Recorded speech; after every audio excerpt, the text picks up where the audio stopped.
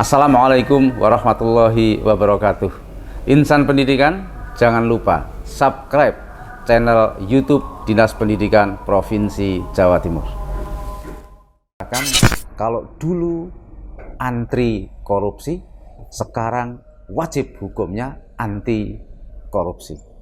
Pendidikan karakter kan Pak Presiden Jokowi punya nawacita ya, di sana ada revolusi mental. Di sana ada keluar Perpres tentang penguatan pendidikan anti korupsi.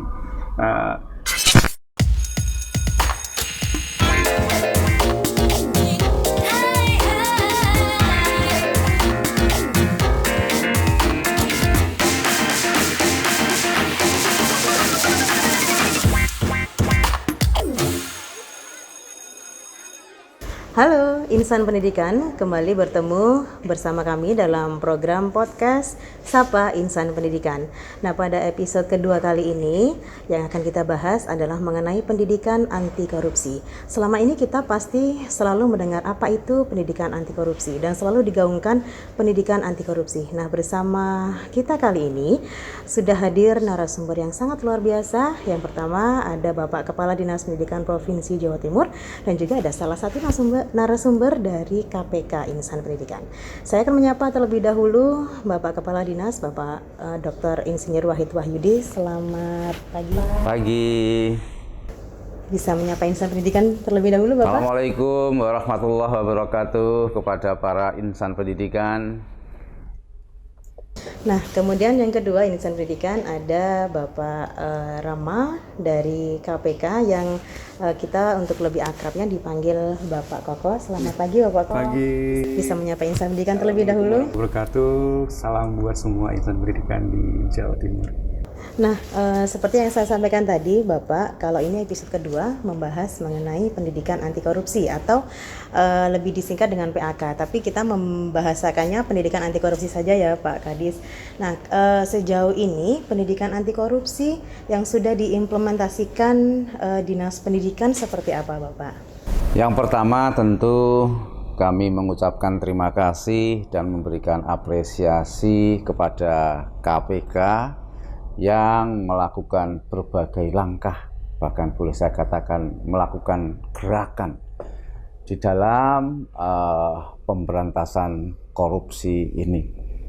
Termasuk pada hari ini, Jumat tanggal 16 September 2022,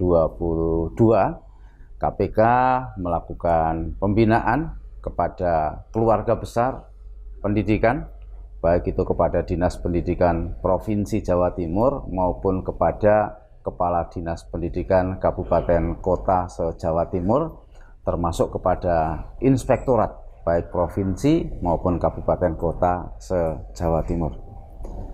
Di Jawa Timur menindaklanjuti MOU antara KPK dengan 4 menteri, yaitu Menteri Pendidikan, Menteri Agama, Menteri Dalam Negeri, dan Menteri Ristek Dikti tanggal 11 Desember tahun 2018.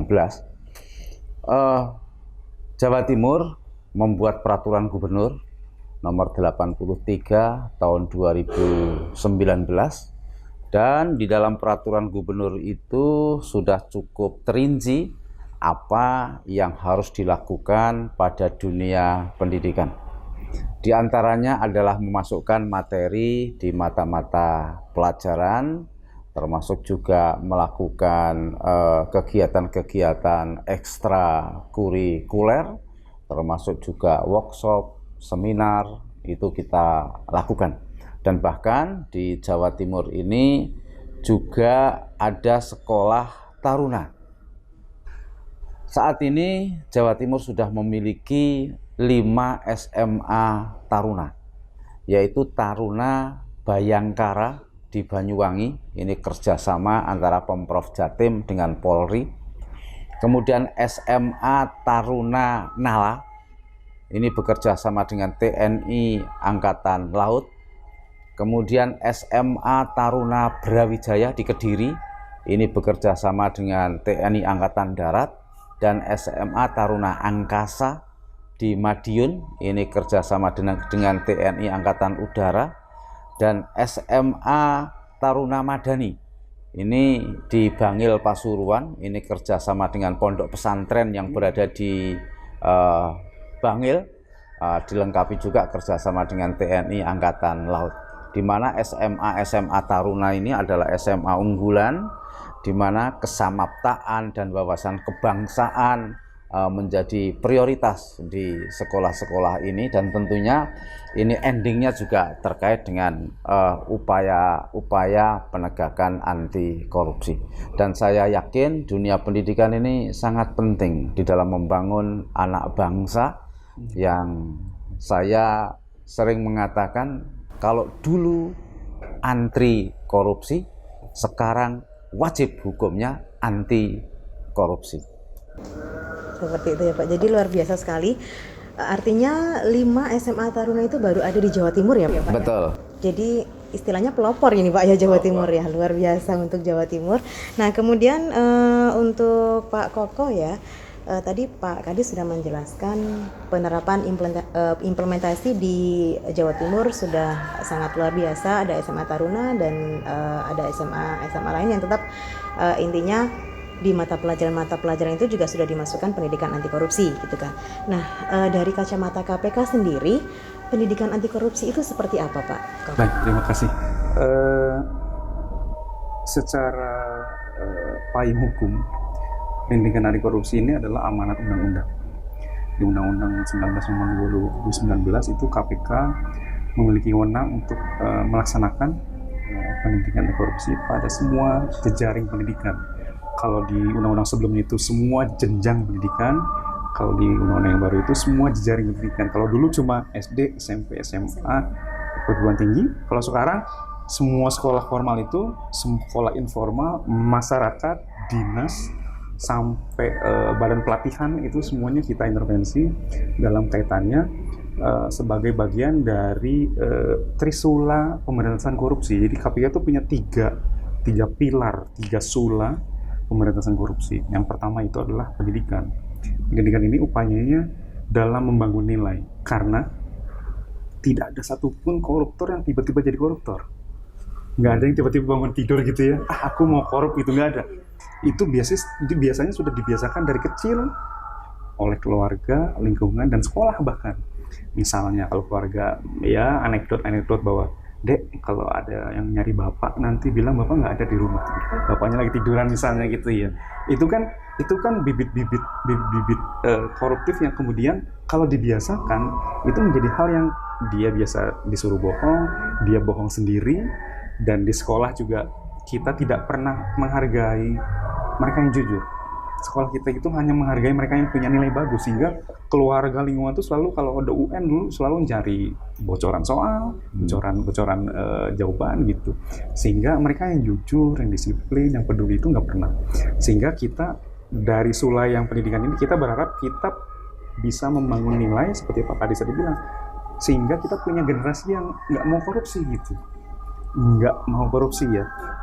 Harapannya mereka bisa menjadi insan yang, kalau koruptor tadi tidak tiba-tiba jadi koruptor, untuk menjadi orang yang tidak korupsi juga nggak yang tiba-tiba harusnya, karena dari awal dia sudah diajari, dibiasakan, dilatih gitu. Nah ini upaya untuk tidak mau korupsi. Dan yang sula kedua adalah sula pencegahan. Pencegahan ini membangun sistem sehingga orang tidak bisa korupsi.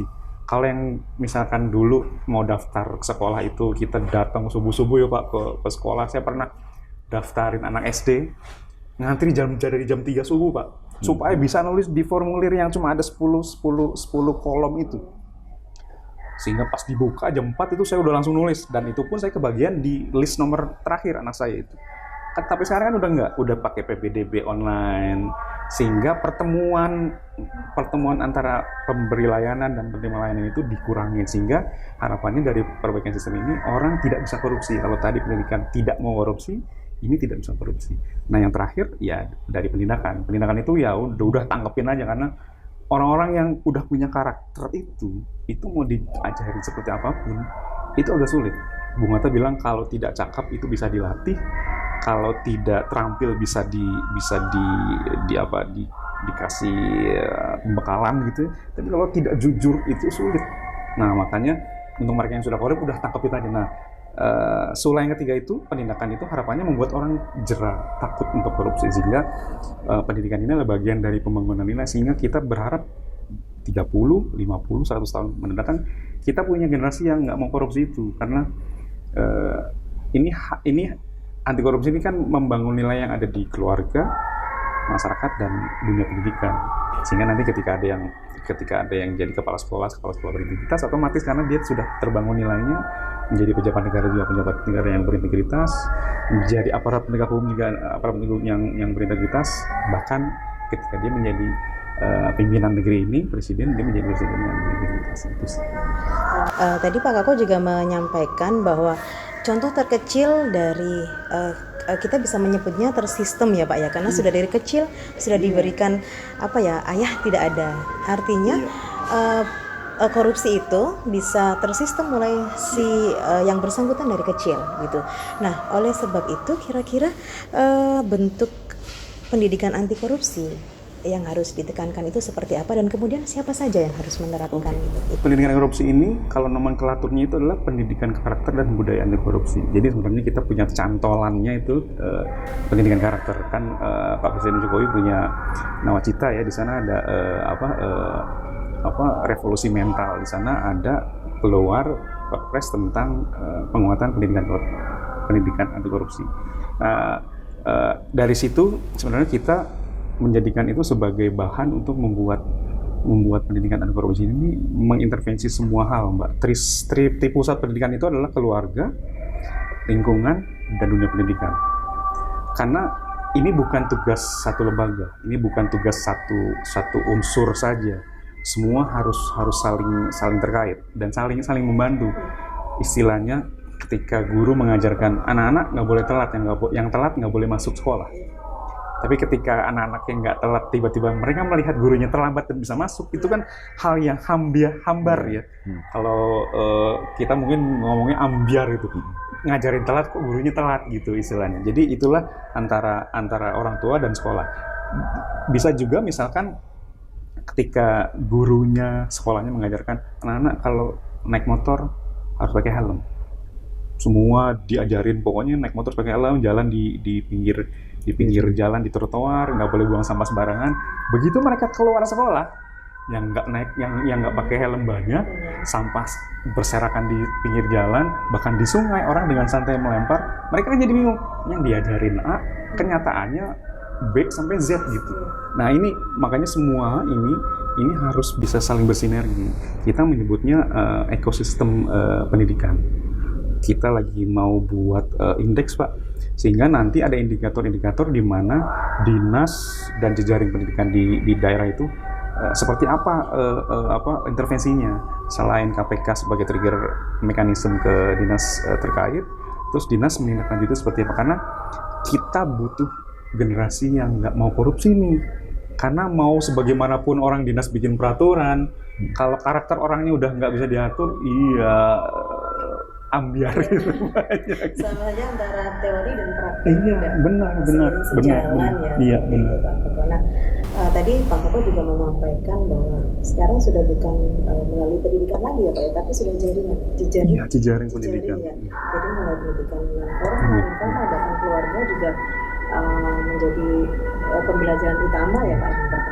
Nah sejauh ini yang sudah dilakukan KPK, rencana dan aksinya seperti apa Pak? Kalau dalam dunia pendidikan formal, kita sudah dari 2014 sebenarnya melakukan piloting, bikin buku, bikin film, bahkan kita punya festival film anti korupsi, di mana di festival itu kita ngajak masyarakat untuk membuat film dengan realitasnya ada di sekitar mereka, sehingga masyarakat tahu bahwa anti korupsi ini bukan soal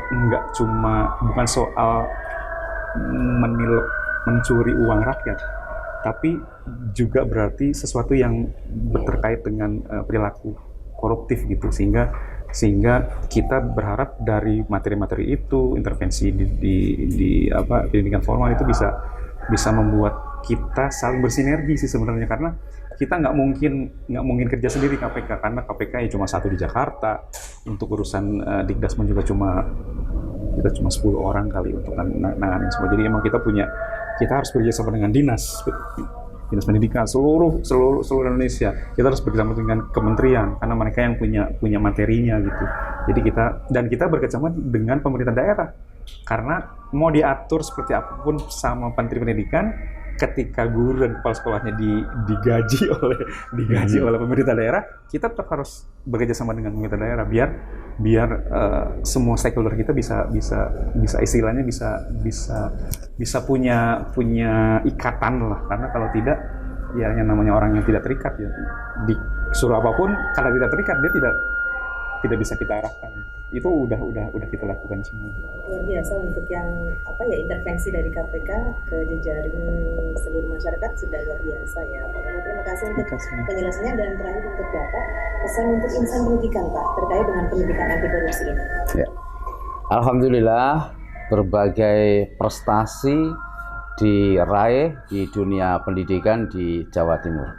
Di antaranya adalah akademik. Alhamdulillah, 3 tahun berturut-turut lulusan SMA, SMK di Jawa Timur ini adalah yang terbanyak diterima masuk di perguruan tinggi negeri, baik jalur SNMPTN maupun SBMPTN, baik reguler maupun KIP kuliah, semua diborong oleh Jawa Timur. Tetapi tidak hanya akademik saja, vokasi pun kami kembangkan dan berjalan dengan baik, sehingga kalau kita melihat sekarang ini sudah banyak siswa SMK maupun SMA, di saat dia masih berstatus siswa, dia punya penghasilan rutin per bulan. Ada yang mulai 300.000 per bulan, ada yang 1 juta, 10 juta, sampai terakhir yang saya temui itu siswa di SMK Negeri 1 Brondong Lamongan, namanya Muhammad Ilhan Mansis. Dia berpenghasilan rata-rata per bulan lebih dari 120 juta rupiah. Dia hanya pinter membuat desain grafis. Dia promosikan lewat media sosial, dia jual lewat berbagai toko online, sehingga kami ingin berusaha mengganti waktu main para siswa ini dengan berproduksi, dan saat berproduksi itu seperti main-main. Ya, jadi ini yang kami kembangkan, sehingga betapa bangganya kita apabila putra-putri kita yang masih di sekolah menengah itu bisa berproduksi, bisa menjual jasanya, dan itu tidak hanya menguntungkan bagi dirinya sendiri, itu sangat menguntungkan untuk bangsa dan negara. Karena di saat kebutuhan rakyat ini dipenuhi dari produk-produk dalam negeri, maka tidak akan ada barang masuk dari berbagai negara.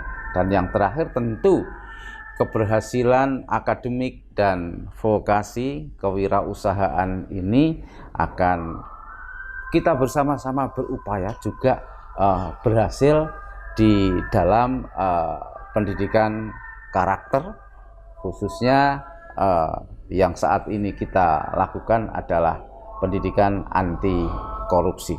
Dan ini merupakan gerakan di sekolah-sekolah, baik itu melalui mata pelajaran, kegiatan ekstrakurikuler, maupun kegiatan apapun yang dilaksanakan di sekolah.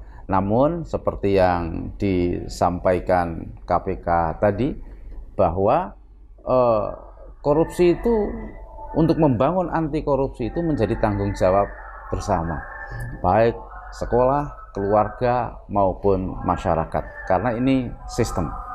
Maka anak bangsa ini kalau di sekolah melihat sesuatu yang baik, diajari baik, di keluarga melihat sesuatu yang baik, diajari yang baik, di lingkungan masyarakat juga diajari yang baik dan melihat yang baik, insya Allah anak bangsa ini akan terbangun dengan baik dan anti korupsi. Baik, terima kasih Pak Kadis untuk penjelasannya dan insan pendidikan.